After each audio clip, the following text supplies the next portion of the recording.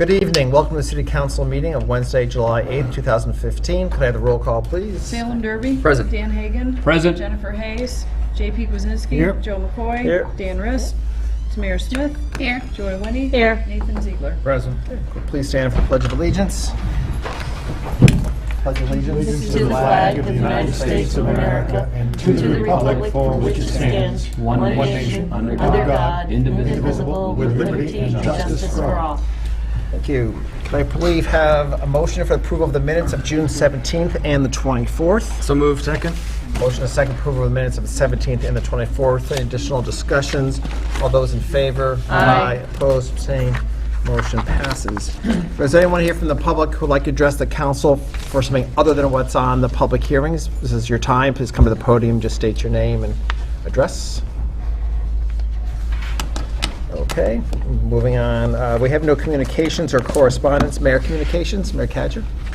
Okay, nothing from the mayor. Standing committees, Councilor Hagan, Rist is out, so Rules and Government Relations I'll cover, and there's no report. Finance, Councilor Hagan. We'll have two public hearings tonight involving finance, one for a shortfall in the fire and police inspectors' personnel services, and one for a CPA undesignated fund for recreation. And that will pretty much clear the finance agenda. Terrific.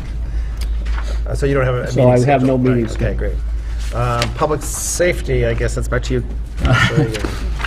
Public safety, we also have a public hearing tonight on public safety for a stop sign on Spring Street eastbound on Chestnut Street. That'll be the third public hearing tonight. And also, there's two items of new business, both from Eversource. They're looking for a utility pole location be moved on Line Street near Phelps Street, and also one on Main Street near Campus Lane, I believe is a new pole. I think the one on Line Street's a new pole, but I'd like those two matters both sent to the Public Safety Committee. Second. Motion a second to move those two new poll location requests to Public Safety Committee. Any additional discussion? All those in favor? Aye. Opposed? Abstained? Motion passes. And I'd like to set the three public hearings for public safety. Chairwoman Hayes is aware of this and hopes to be able to have a meeting before the August meeting. And that would be for the joint utility pole location at Park and Greenwood Court, and also the two I just mentioned, the Main Street Campus Lane and the Line Street Phelps Street. Those three public hearings, and I'll make that in the form of a motion. And that date is what? I believe it's August 5th Okay. At 6:15. at 6:15. Okay, August 5th. So the setting public hearings for the three telephone poll locations or poll locations on August 5th, 6:15 p.m. Additional comments? All those in favor? Aye. Opposed? Abstained? Motion passes. And that's it. Well, the other two matters are still being under review. The street acceptances, I know Councilor Hayes has been doing a lot of work on them, and hopefully we'll come to a conclusion shortly. Okay, terrific. Appointments, Councilor Winnie. Yes, we have two appointments in new business that I move that Coney Denham and Marge Pendergast be moved down to appointment subcommittee. Okay. Form a motion, is there a second for that? Second. Okay, a motion is second to move the appointments of Coney Denham and Marge Pendergrass to appointments for their respective department appointments. Any additional discussion? All those in favor? Aye. Opposed, abstained, motion passes. Thank you. Our next appointments meeting, subcommittee meeting, will be August 5th at 5:30 in one of the downstairs rooms. Okay, that concludes. Ordinance, Councilor Derby. Thank you, Mr. President. We do have some pieces of new business. Do you want us to? Sure, I mean, if you have anything else before that? Well, I guess our next meeting is going to be next Wednesday, 7:15 at 6 p.m., where we're going to prioritize our agenda for the summer. Okay. Try to see what our high need, 6 p.m. high need items are. Okay. And then we do have a couple of new business items. So I would move that the zoning ordinance amendment updating of the city zoning map be moved to ordinance subcommittee. Second. Okay, motion is second to move the updated city zoning map to ordinance. And to planning as well. And to planning, okay. Any additional comments or discussion? All those in favor? Aye. Opposed, abstained, motion passes. And we also have a property owner request to amend the zoning map from R5 to downtown business, which is 119 to 121 Main Street. I would request that that be moved to ordinance and plan as well. Okay, a motion, a second to move to ordinance and planning, the request to amend zoning map from R5 to downtown business, 119 to 121 Main Street. Additional discussions or comments? All in favor? Aye. Opposed, abstained? And I believe we have one more new business. And then we have one more, and I'm going to let Councilor Ziegler take it. I will apologize, we don't have anything in writing for this, but this is just to move it to our committee so we can discuss it. But I'll let Councilor Ziegler take it. Now, we'd like consideration of an act authorizing the City of East Hampton to grant additional licenses for the sale of alcoholic beverages on the premises. Okay. So we're looking at potentially having a few licenses that are available and moving forward, and instead of doing it piecemeal one by one, similar to how the other towns have done it. And obviously, this is just a move to committee to discuss the issue. Is there a second for that being moved to committee? Second. Okay, motion is second to move the request to increase some over-quota liquor licenses for the city. Any additional comments, questions? Okay, all those in favor? Aye. Opposed, abstained, motion passes. And I do want to remind everybody that we have a joint public hearing with the planning board on July 28th at 6 p.m. And that is to the home occupation, yes, exactly, home occupation ordinance, which is changing the home occupations that are allowed in particular zones. Okay, and that's on 7/28, correct? Yep. Okay, and that concludes, I assume. Okay, wow, we seem to have moved through this relatively quickly, which usually happens during the summer. I'll check my time here. So it's 6:06, and so I'm going to have a recess until 6:15 so we can continue the public hearings. So we'll recess until 6:15 to continue the public hearings, or to open the public hearings.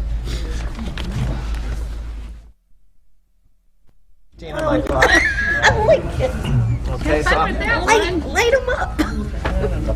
okay, can we get started now? Can I take a motion to open public hearings, please? So moved. Motion- Okay, all those in favor? Aye. Opposed, abstained, motion passes. Councilor Hagan, I believe. Our first public hearing tonight, and I'll do a second reading on it. It's a interdepartmental transfer dated June 11th, 2015. The amount requested is $75,000 to be transferred from the Chapter 32B insurance in that amount, $75,000, and transferred to the following: Fire Department overtime, personnel services, $70,000, and building inspector personnel services, $5,000. The amount requested be used for the following purpose: to provide funds for a shortfall in the fire and police inspectors personnel services. I see the fire chief is here, and either him or the mayor, I would appreciate they could explain it. I believe this is a kind of a contractual thing that from employees that are leaving the service or are out on some illnesses, and the need to pay both the cost of the current employee and covering overtime. But if the mayor or the chief would like to step forward,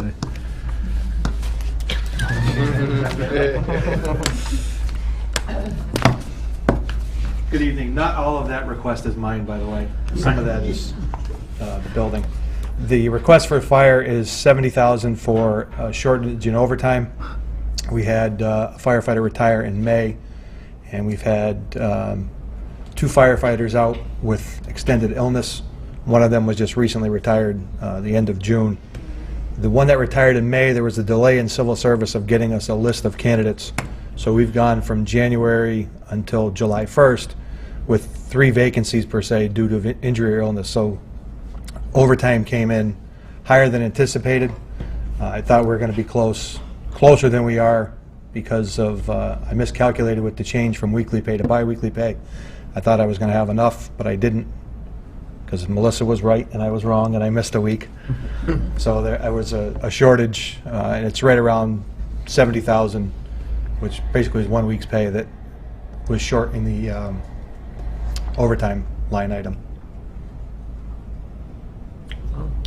Any questions for the chief while he's here? Councilor Whitney? So the civil service list, is that statewide or? Yes. Fortunately, when Chief Croak was in, he's converted our call force to civil service call firefighters. So now when we call for a list to hire full-time firefighters, we get a list of laid-off firefighter paramedics statewide. If none of them accept it, then we can automatically appoint a call firefighter to a full-time spot. But we have to wait for the list of the laid-off firefighters statewide, which unfortunately, due to some of the communities out east, Fall River being one of them, that laid off 80-something firefighters, the list was pretty long, and we had to wait 15 days once we got the list to make sure none of them signed.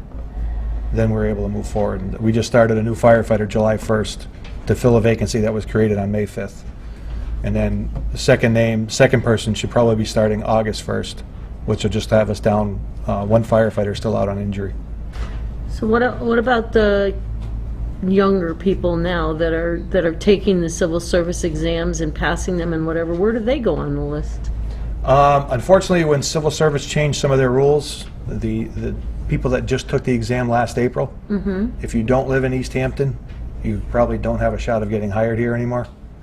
Really? Yeah, they changed their rules where it's pretty much I only see residents. Luckily for us, on the new list for call firefighters, which I'll probably be starting in August, I believe there's 7 names on there, and all 7 of those candidates live in town, and they're all already paramedics, so it's good for us. Wow. Okay.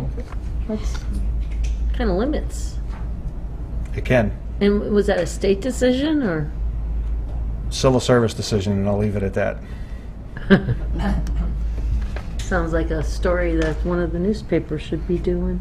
Just a suggestion. Any additional Chief. questions for the chief? Comments? No? Okay, thank you. Mayor Ketchum, did you want to comment? But Okay. the building, there is 5,000 for the building inspectors. Okay. Sure. the camera. Yeah.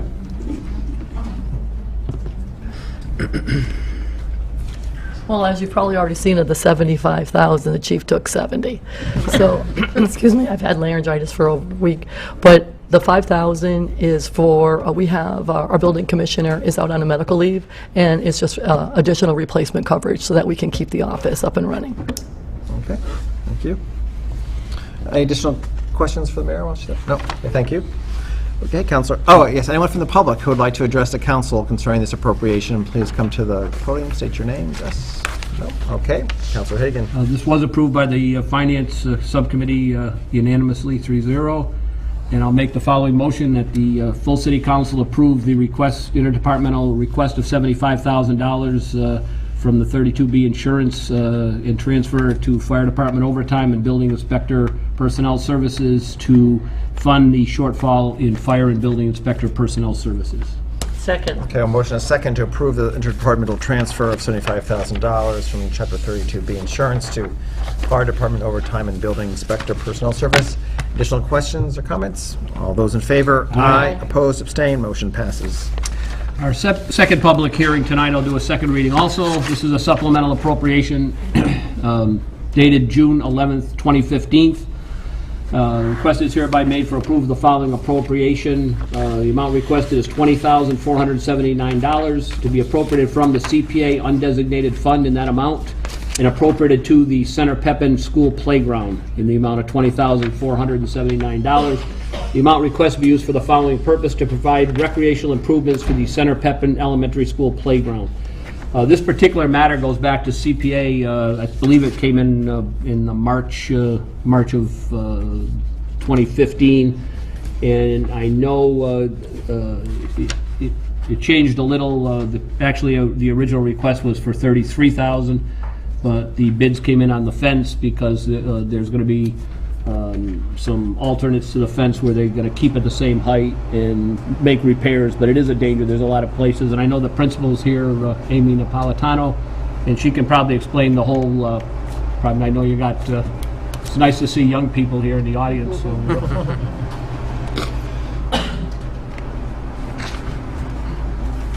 Good evening. So the request that we are making is to repair the fence that surrounds the Center Pepin Playground.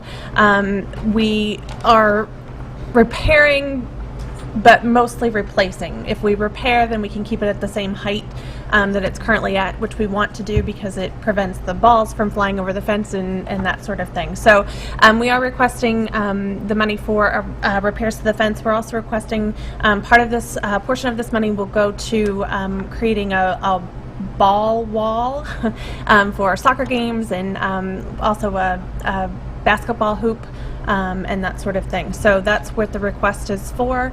The fence is in, it surrounds the entirety of the playground. There's a gate, and it will be the thick, heavy-duty black fencing that is currently surrounding the garden area at Center Pepin. And so, the current fence is it's dangerous in places. It would cut back some of the trees that have grown up through the fence, but cut minimally to the trees so that we can keep the shade that we have. Are there any questions? Councilor Hagan? Just one, Amy, I know you were also going to, because I know shade's a problem there. thank you. Also are going to have a shade structure that Yes. will accommodate some of the students, because I know it gets pretty warm out there. Yes, we did also put a request in for a shade structure too. And I know you said the last playground, when that was done, it was done by volunteers. I know we were always looking for some type of in-kind thing, and you said maybe something could be done when, not on the fence, obviously, that has to be done professionally, but maybe some volunteers on some of the other parts of the project. Yes, but that's what we anticipate, that we would be purchasing the materials for the ball wall, for the basketball hoop, and also for the shade structure, and that we'd be seeking volunteers to install those. The last time that the new playground was created, we purchased all of the materials, and all of that playground equipment was actually installed by volunteers. So while we don't have any in-kind money to put into this project, we certainly would be putting in hours and volunteer support. Thank you. Any additional questions for the principal? No? Okay, Thank you very much. Just as a quick aside on this, I know there did come up during CPA and also during the subcommittee with the possibility of a new school thing, but I think everyone felt that if we had the best track to a new school, it's certainly going to get a lot of use, this playground, in the interim, and obviously it would be there after the thing. The assistant planner's already also here if you would like to know. I believe, Jamie, did you bring balances for the accounts? I know you said you were going to, and give us the current CPA balances. So the account balances before the this appropriation, the undesignated fund has $225,734. The reserve fund has $280,330. The affordable housing fund has $101,812 for a total of just over $607,000. After the appropriation, the total would go down to $587,000. And as it's a new fiscal year, the CPA will be getting, adding about $450,000 with the new budget. And when does that usually happen? When do we usually get the payment for that? This is the, it's estimated for the state match comes in around November. Okay. And so we budget for it.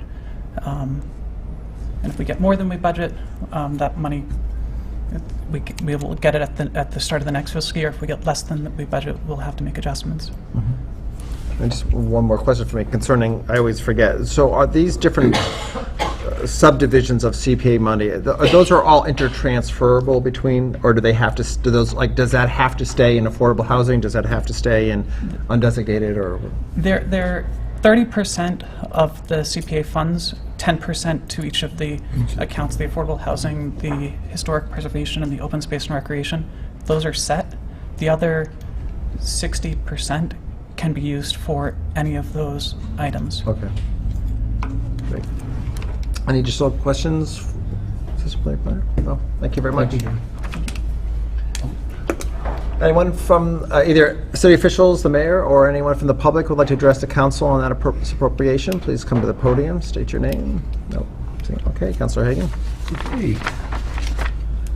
Hearing none, I'll make the following motion that the East Hampton City Council approve supplemental appropriation of $20,479 and appropriated from the CPA undesignated fund in that amount and appropriated to the Center Pepin School Playground for the purpose of funding the recreational improvements to Center Pepin School Playground. Second. Okay, a motion and a second for the supplemental appropriation of $20,479 from CPA undesignated to the Center Pepin School Playground. Any additional comments or questions?